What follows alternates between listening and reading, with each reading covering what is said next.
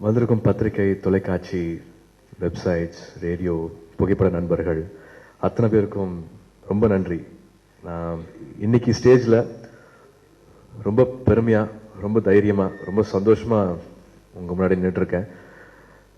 முதல் பிரஸ் மீட்ல சொன்ன மாதிரி ஒரு அடுத்த லெவலுக்கு போறோம், அடுத்த படம் பண்றோம் அப்படின்னு சொல்லியிருந்தேன். ரொம்ப சந்தோஷமா சொல்றேன். நம்ம எல்லாருமே சொல்லிக்கிற மாதிரி ஒரு நல்ல படம் கிடைச்சிருக்கு. ட்ரெய்லர் பாத்தீங்க, நீங்க உடனே ரியாக்ட் பண்ணணும் அப்படின்னு கட்டாயம் கிடையாது. பட் எல்லாரும் எப்படி இருந்ததுன்னு சொன்னீங்கன்னா கொஞ்சம் சந்தோஷப்படுவோம். நீங்க சொல்ற ஃபீட்பேக்ஸ் வந்து ரொம்ப முக்கியம். இப்ப எல்லாத்தையும் அடுத்த இந்த கொஸ்டின் ஆன்சர் ரவுண்ட்ல ஏதாவது சொன்னீங்கன்னா ரொம்ப சந்தோஷப்படுவோம். ஒரு வருஷமா 1.5 வருஷமா ஒரு கனவு மாதிரி எல்லாருமே சேர்ந்து பண்ண படம்.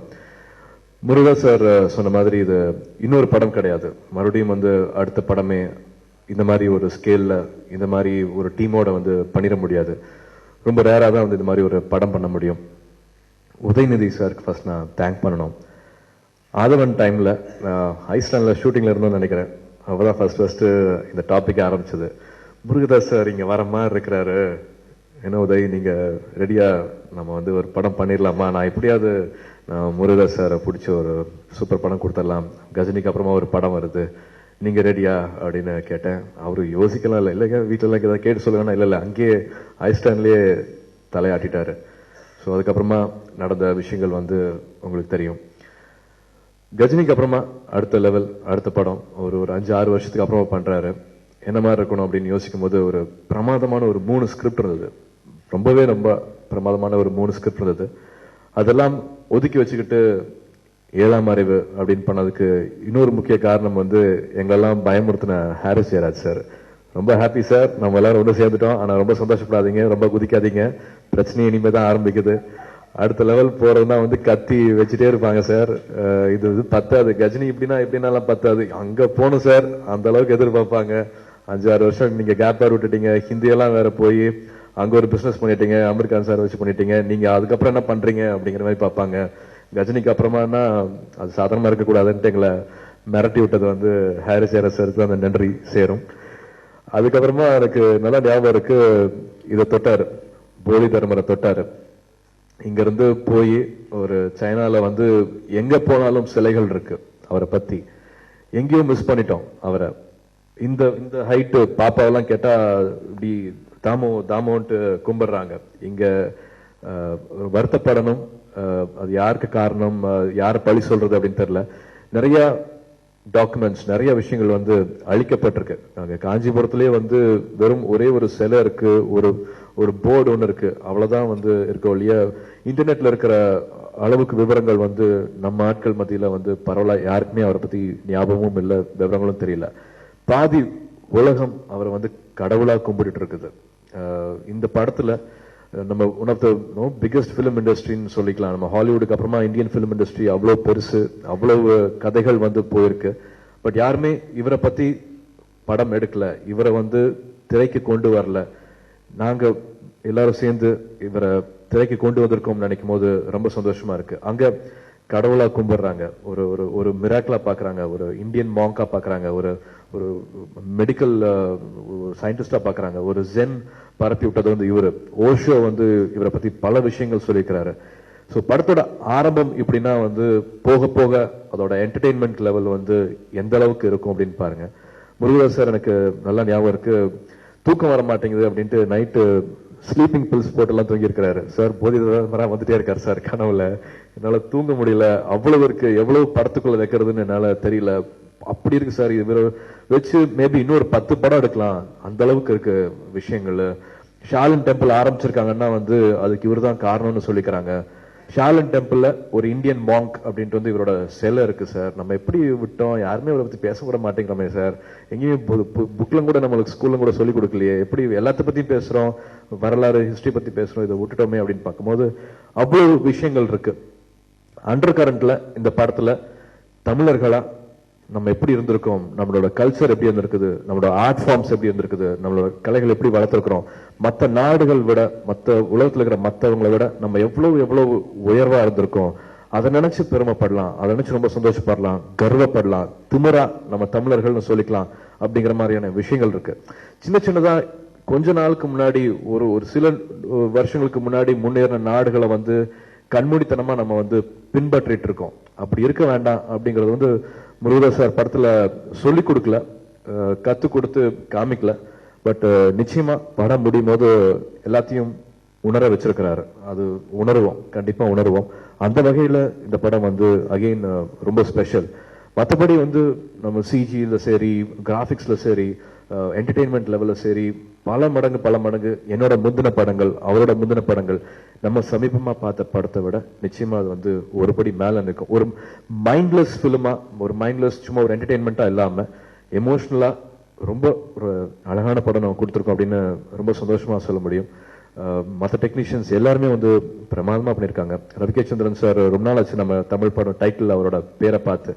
அவர் வந்து இந்த படத்துல ரொம்ப முக்கியமான ஒரு அவர் இல்லைன்னா எப்படி அப்படின்னு தெரியல. ஏன்னா 5th செஞ்சுரி இந்தியாவை வந்து உருவாக்கி காமிக்கணும், அதை படம் பிடிச்சு நம்பகத்தகமா காமிக்கணும், சைனாவை அதே மாதிரி காமிக்கணும். எங்களுக்கு கிடைச்ச டீம் எல்லாம் வந்து பிரமாதமான டீம்.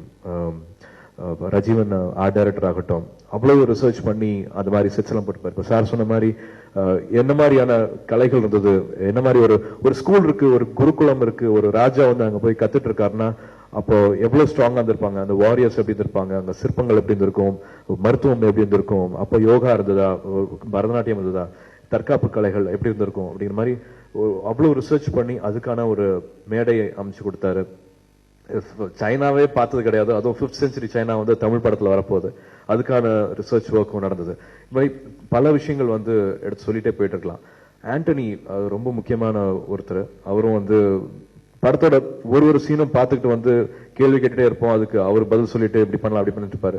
நிறைய விஷயங்கள் வந்து என்ஹான்ஸ் பண்றதுக்கு ஆண்டனி ரொம்ப முக்கியமான காரியம். இப்போ சார் சொன்ன மாதிரி ஒரு ஃப்ரேம் கூட வந்து பிடிக்காம இருக்கக்கூடாதுன்னு பாத்துக்கிறதுல மறுபடியும் அந்த கஜினி டீம் ஒன்று சேர்ந்து பண்றதுங்களை வந்து எல்லாத்தோட ஒரு வளர்ச்சியினால தப்புன்னு பார்க்க முடிஞ்சது. ஒரு 5 வருஷத்துக்கு அப்புறமா எல்லாரும் ஒன்று சேர்றோம் அப்படிங்கும் போது எல்லாரும் எவ்வளவு ஆர்வமா இருக்காங்க. ஒரு பே பேக் டைம்னு சொல்லலாம். கஜினி கொடுத்த வெற்றிக்கு வந்து நாங்க திரும்பி கொடுக்கிற ஒரு கிஃப்ட் அப்படின்னு சொல்லலாம் 7ஆம் அறிவு. அதுக்காக எவ்வளவு உழைச்சிருக்காங்க அப்படின்னா அப்படி சொல்லிக்கிட்டே போலாம். இந்த மாதிரி ஒரு டீம், டான்ஸ் மாஸ்டர்ஸ்ல இருந்து மேக்கப் எனக்கு போதி தர்மனா இப்படி மாத்தின பானுல இருந்து டிசைனர் அனு வர்தன், அவங்க திருப்பூர் அவசரமா அது ஒரு நைட்டு அப்பதான் முடிவாச்சு, ஒரு தனிக்குள்ள இருக்கிற ஒரு ஸ்கூபா டைவிங் சூட் மாதிரி ஒன்று தேவைப்பட்டது. சென்னையில கிடைக்கல. 6 மணி ஃபிளைட் திருப்பூர் கிளம்பி போனாங்க. முன்ன பின்ன யாருமே தெரியாத ஒரு டெய்லரு, ஒரு யூனிட் நைட் ஃபுல்லா இருந்து விடியா அந்த செட்டை தைச்சு காலையில 6 மணிக்கு ஃபிளைட்டு கூட்டிருந்தாங்க. ஒரு லேடி தனியா போய் அந்த படத்துக்காக பண்ணாங்க. அசிஸ்டன்ட் டைரக்டர்ஸ் டீம் சின்ன டவுட்ஸ் ஏதாவது வந்து கேட்டா வந்து டப்புன்னு வந்து அவ்வளவு கான்பிடன்ஸ்ல அவ்வளவு ஒரு திமிரோட வந்து பதில் சொல்லுவாங்க. கவலைப்படாம சார் இவ்வளவு ரிசர்ச் பண்ணிருக்கிறோம், இந்த விஷயங்கள்லாம் இருக்குது, இதெல்லாம் உண்மை அப்படின்னு சொல்லுவாங்க. ஃபைட் லெவல வந்து அடுத்த லெவலுக்கு எடுத்துட்டு போன பீட்டர் ஹேன் மாஸ்டர். நம்ப மாட்டீங்க, எனக்கு ஆச்சரியமா இருந்தது. நம்ம இங்கிருந்து போன ஒரு கலை இன்னொரு பாதி உலகத்தை எப்படி மாத்திருக்கு அப்படின்னு நினைக்கும் போது ஆச்சரியமா இருந்தது. நல்ல வேளை பீட்டர் ஹேன் மாஸ்டர் வந்து வியட்நாம்ல சொந்தக்காரங்கள் இருக்காங்க, அவருக்கு அவ்வளவு விஷயங்கள் வியட்நாம் பத்தி தெரிஞ்சிருக்கு. அங்க போய் பார்க்கும்போது பல ஆச்சரியங்கள் என்னால பார்க்க முடிஞ்சது. இதே உடம்ப வச்சுக்கிட்டு மனிதர்கள் என்னென்ன விஷயங்கள் பண்றாங்க அப்படின்ட்டு. ஒரு 80 வயசு பாட்டி வந்து காலையில 6 மணிக்கு யாருமே கேட்கவே இல்லை, அவங்க பாட்டு சிலம சுத்திட்டு இருக்காங்க, அவ்வளவு ஃபிட்டா இருக்காங்க. ஒரு 11 மணிக்கு நைட்டு பசங்க மார்ஷியல் ஆர்ட்ஸ் வந்து கத்துட்டு இருக்காங்க. எல்லாம் இங்க இருந்து போனது அப்படிங்கிற நம்பிக்கை அவங்களுக்கு கண்டிப்பா இருக்கு. யாருமே எதுவுமே மறைக்கவே இல்லை. இன்னொரு முக்கியமான விஷயம், பீட்டர் ஹேன் மாஸ்டரோட சொந்தக்காரங்க பார்மசி எல்லாம் வச்சுட்டு இருக்காங்க. அவங்க கிட்ட பேசிட்டு இருக்கும்போது தெரிஞ்ச விஷயம், நாங்க இம்போர்ட் பண்ணுவோம் சார், நிறைய மெடிசன் இங்க ஃபேக்டரி கிடையாது, ஸோ இந்தியால இருந்து தான் இம்போர்ட் பண்ணுவோம். வியட்நாம் அந்த சுத்தி இருக்கிற நாடுகள்ல வந்து ஒரு உண்மை, டயபெட்டிஸ் மருந்து இங்க விற்கிறது இல்லை அப்படிங்கிறாங்க, அவங்களுக்கு தேவையில்லை அப்படிங்கிறாங்க.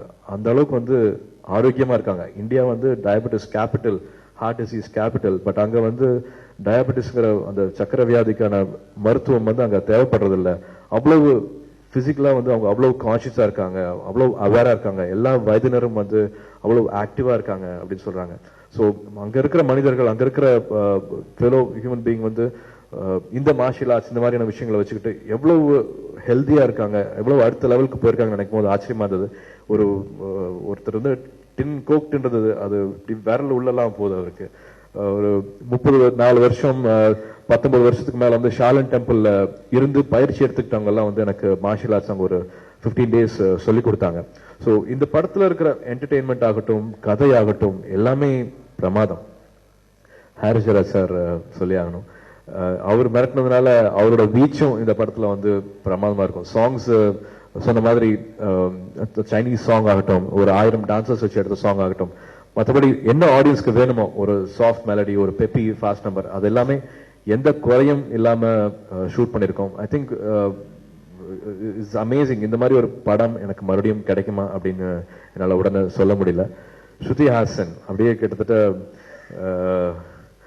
வி சேனல் ஒரு இந்த VH1ல இருந்து அப்படி ஸ்டேஜ்ல அப்படி குதிச்சு வந்த மாதிரியே இருக்கும். அவங்கள முதல்ல பார்க்கும்போது அவங்களோட லுக்கும் சரி, அவங்க பேசுற இங்கிலீஷும் சரி, எனக்கு கொஞ்சம் ஜர்க்காச்சு, வெடவெடுத்துச்சு. இவங்க எப்படி பக்கத்துல வச்சுக்கிட்டு எப்படி பேச போறோம், என்ன நடிக்க போறோம். அஃப்கோர்ஸ் நம்ம கமல் சாரோட பொண்ணு அப்படின்ற அந்த சின்ன சின்ன நர்வஸ்னஸ் எல்லாம் இருந்தது.